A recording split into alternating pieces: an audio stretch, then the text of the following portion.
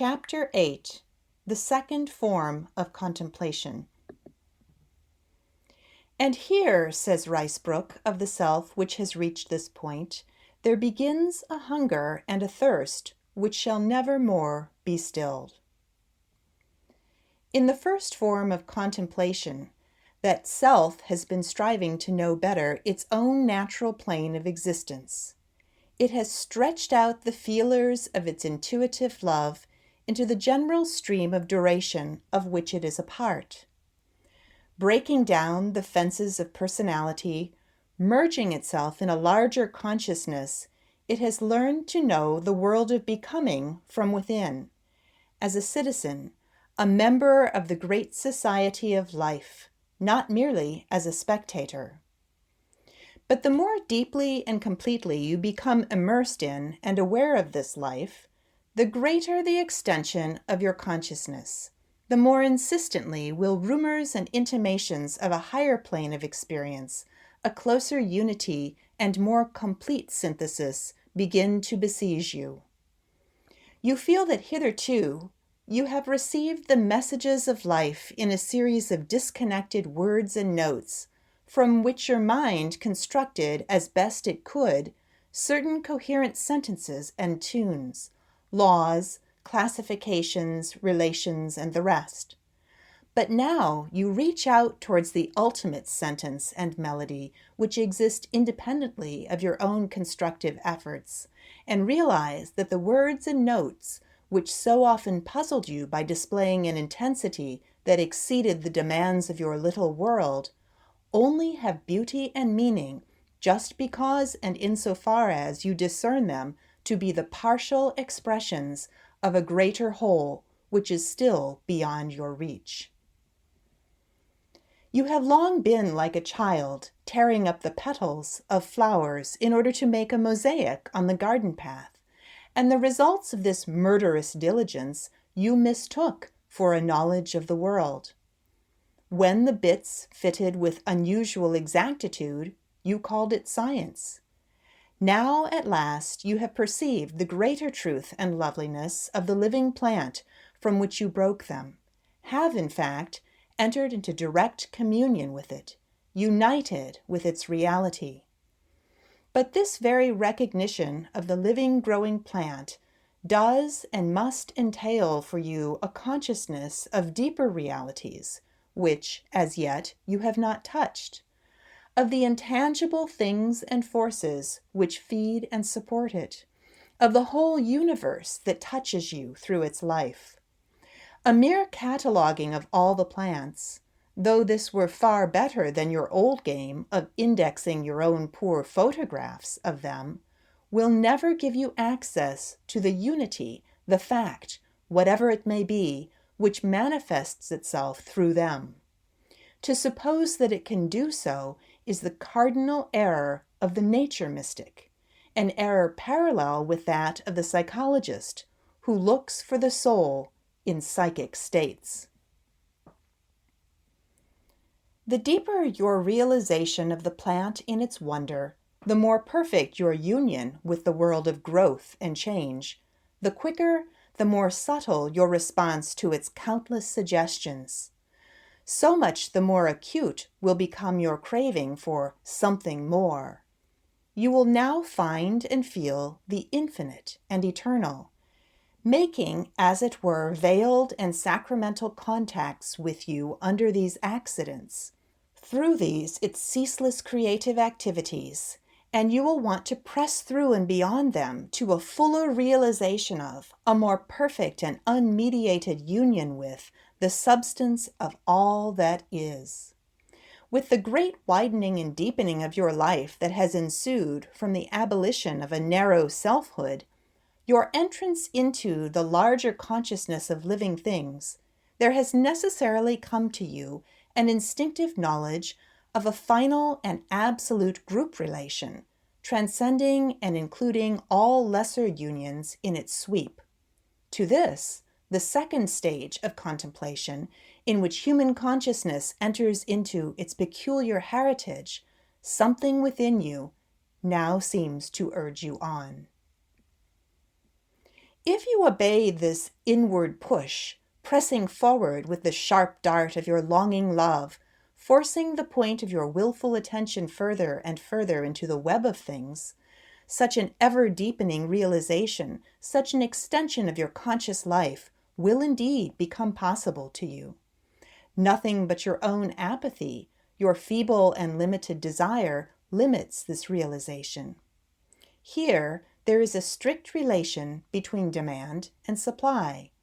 Your achievement shall be in proportion to the greatness of your desire. The fact and the in-pressing energy of the reality without does not vary. Only the extent to which you are able to receive it depends upon your courage and generosity, the measure in which you give yourself to its embrace. Those minds which set a limit to their self-donation must feel as they attain it not a sense of satisfaction, but a sense of constriction. It is useless to offer your spirit a garden, even a garden inhabited by saints and angels, and pretend that it has been made free of the universe. You will not have peace until you do away with all banks and hedges, and exchange the garden for the wilderness that is unwalled, that wild, strange place of silence where lovers lose themselves. Yet you must begin this great adventure humbly, and take, as Julian of Norwich did, the first stage of your new outward-going journey along the road that lies nearest at hand. When Julian looked with the eye of contemplation upon that little thing which revealed to her the oneness of the created universe, her deep and loving sight perceived in it successively 3 properties, which she expressed as well she might under the symbols of her own theology. The first is that God made it. The second is that God loveth it. The third is that God keepeth it. Here are 3 phases in the ever-widening contemplative apprehension of reality. Not 3 opinions, but 3 facts, for which she struggles to find words. The first is that each separate living thing, budding like an hazelnut upon the tree of life, and there destined to mature, age, and die, is the outbirth of another power, of a creative push. That the world of becoming, in all its richness and variety, is not ultimate, but formed by something other than, and utterly transcendent to, itself. This, of course, the religious mind invariably takes for granted. But we are concerned with immediate experience rather than faith. To feel and know those 2 aspects of reality which we call created and uncreated, nature and spirit, to be as sharply aware of them, as sure of them as we are of land and sea, is to be made free of the supersensual world. It is to stand for an instant at the poet's side and see that poem of which you have deciphered separate phrases in the earlier form of contemplation. Then you were learning to read, and found in the words, the lines, the stanzas, an astonishing meaning and loveliness. But how much greater the significance of every detail would appear to you, how much more truly you would possess its life, were you acquainted with the poem, not as a mere succession of such lines and stanzas, but as a non-successional whole. From this Julian passes to that deeper knowledge of the heart which comes from a humble and disinterested acceptance of life. That this creation, this whole changeful natural order, with all its apparent collisions, cruelties, and waste, yet springs from an ardor, an immeasurable love, a perpetual donation which generates it, upholds it, drives it. For all thing hath the being by the love of God. Blake's anguished question here receives its answer. The mind that conceived the lamb conceived the tiger too. Everything, says Julian, in effect, whether gracious, terrible, or malignant, is enwrapped in love, and is part of a world produced not by mechanical necessity, but by passionate desire. Therefore, nothing can really be mean, nothing despicable, nothing, however perverted, irredeemable. The blasphemous otherworldliness of the false mystic who conceives of matter as an evil thing and flies from its deceits is corrected by this loving sight. Hence, the more beautiful and noble a thing appears to us, the more we love it. So much the more truly do we see it. For then we perceive within it the divine ardor surging up towards expression, and share that simplicity and purity of vision in which most saints and some poets see all things as they are in God. Lastly, this love-driven world of duration, this work within which the divine artist passionately and patiently expresses his infinite dream under finite forms, is held in another mightier embrace. It is kept, says Julian. Paradoxically, the perpetual, changeful energies of love and creation which inspire it are gathered up and made complete within the unchanging fact of being, the eternal and absolute, within which the world of things is set as the tree is set in the supporting earth, the enfolding air. There, finally, is the rock and refuge of the seeking consciousness wearied by the ceaseless process of the flux. There, that flux exists in its wholeness, all at once, in a manner which we can never comprehend, but which in hours of withdrawal we may sometimes taste and feel. It is in man's moments of contact with this, when he penetrates beyond all images, however lovely, however significant, to that ineffable awareness which the mystics call naked contemplation, since it is stripped of all the clothing with which reason and imagination drape and disguise both our devils and our gods, that the hunger and thirst of the heart is satisfied, and we receive indeed an assurance of ultimate reality. This assurance is not the cool conclusion of a successful argument. It is rather the seizing at last of something which we have ever felt near us and enticing us, the unspeakably simple, because completely inclusive, solution of all the puzzles of life.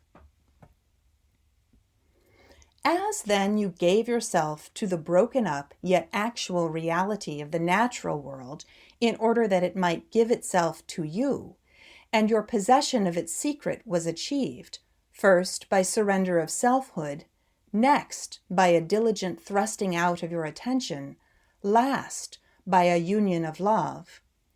So now, by a repetition upon fresh levels of that same process, you are to mount up to higher unions still.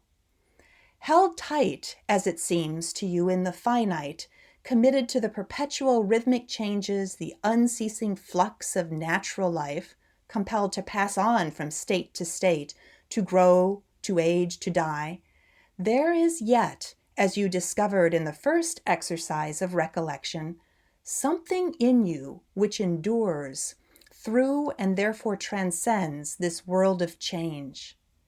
This inhabitant, this mobile spirit, can spread and merge in the general consciousness and gather itself again to one intense point of personality. It has, too, an innate knowledge of, an instinct for, another greater rhythm, another order of reality, as yet outside its conscious field, or, as we say, a capacity for the infinite. This capacity, this unfulfilled craving, which the cunning mind of the practical man suppresses and disguises as best it can, is the source of all your unrest. More, it is the true origin of all your best loves and enthusiasms, the inspiring cause of your heroisms and achievements, which are but oblique and tentative efforts to still that strange hunger for some final object of devotion, some completing and elucidating vision, some total self-donation, some great and perfect act within which your little activity can be merged. St. Thomas Aquinas says that a man is only withheld from this desired vision of the divine essence, this discovery of the pure act, which indeed is everywhere pressing in on him and supporting him, by the apparent necessity which he is under of turning to bodily images, of breaking up his continuous and living intuition into conceptual scraps. In other words, because he cannot live the life of sensation without thought. But it is not the man, it is merely his mental machinery which is under this necessity. This it is which translates, analyzes, incorporates in finite images the boundless perceptions of the spirit, passing through its prism the white light of reality and shattering it to a succession of colored rays.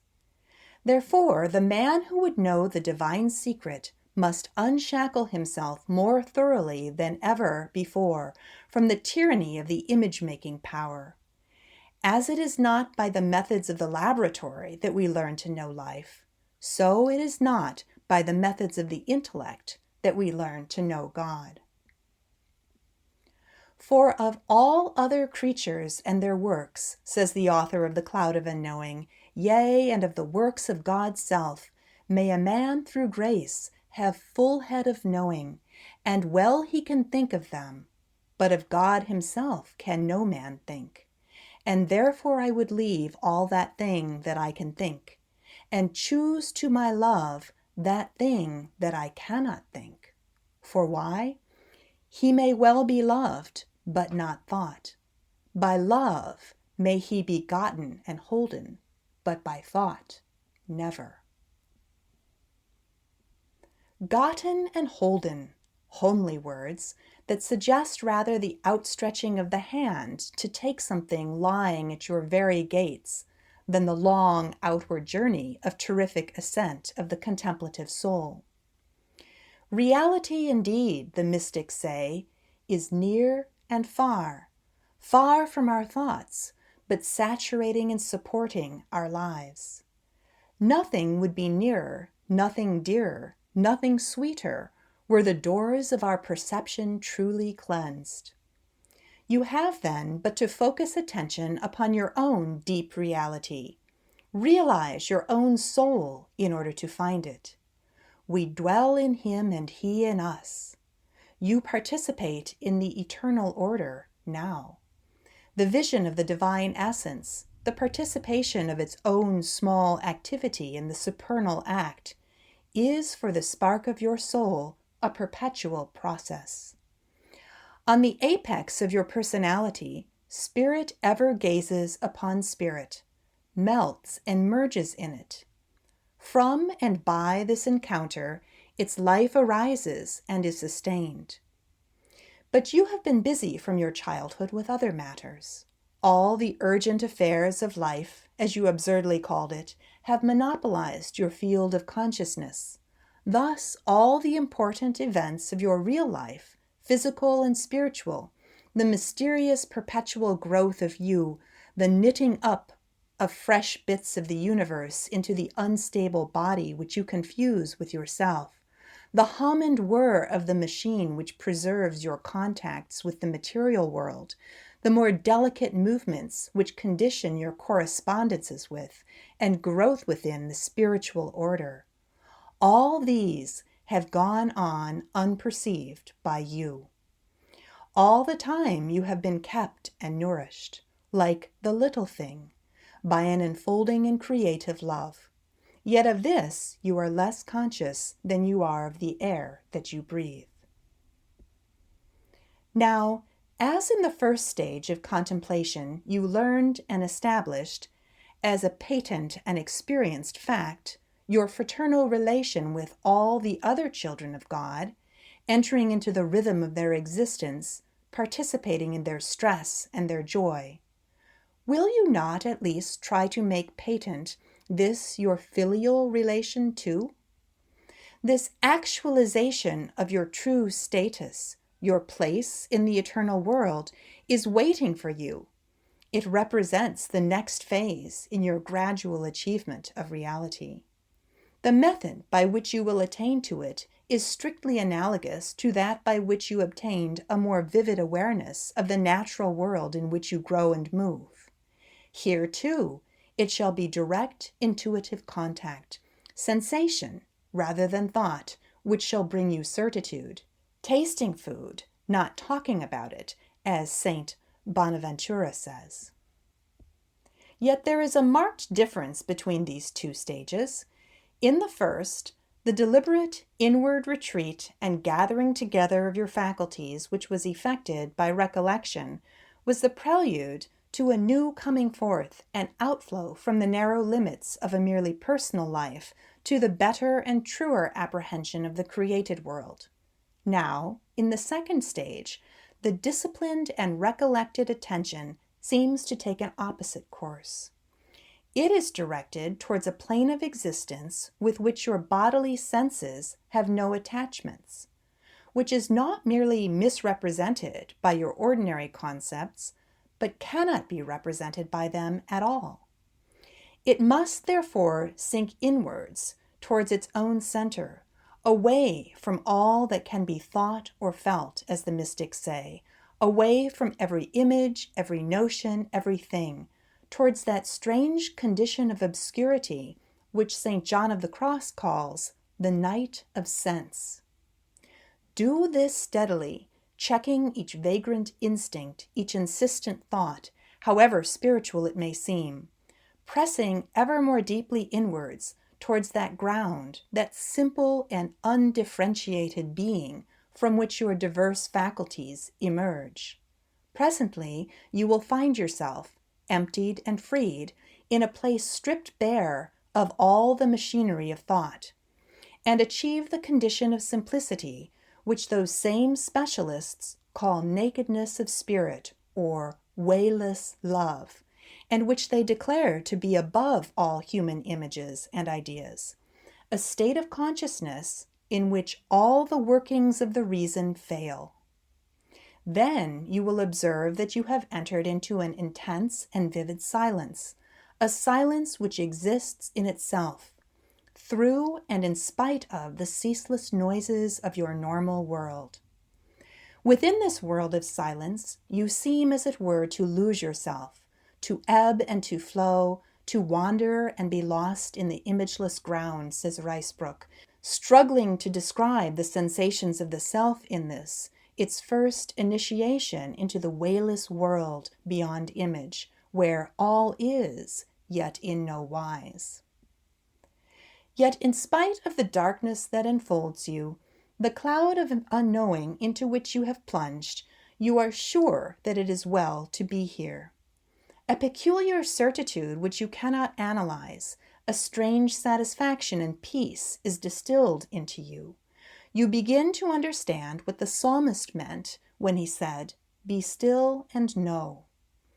You are lost in a wilderness, a solitude, a dim, strange state of which you can say nothing, since it offers no material to your image-making mind. But this wilderness, from one point of view so bare and desolate, from another is yet strangely homely. In it, all your sorrowful questionings are answered without utterance.